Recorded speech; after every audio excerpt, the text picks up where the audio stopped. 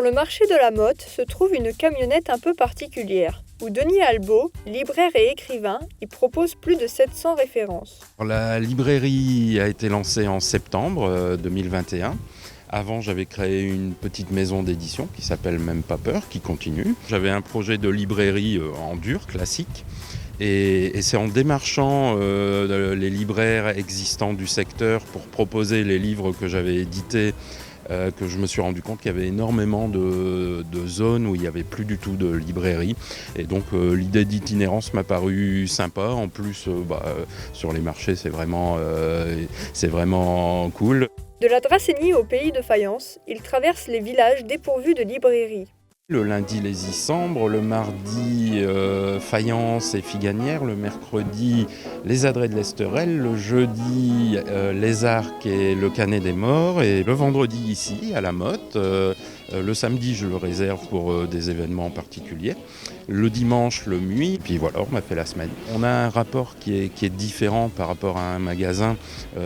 Même les clients entre eux peuvent discuter.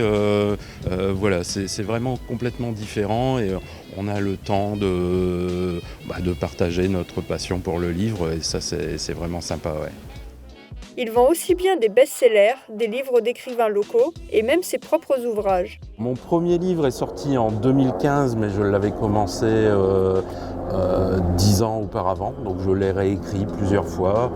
J'en ai 2 autres qui ont suivi. Les habitants sont très heureux de cette initiative qui facilite leur achat et apprécient les conseils du libraire. Alors c'est la première fois que je viens le voir, sinon j'ai passé commande parce qu'on peut lui commander des livres, donc il me les a fait parvenir. Je pense qu'il faut soutenir ce genre d'initiative, les librairies indépendantes en général et en particulier ce projet un peu atypique qui mérite de vivre et de grandir. Voilà, j'espère que ça va continuer longtemps parce que c'est quelque chose qui manquait vraiment par ici.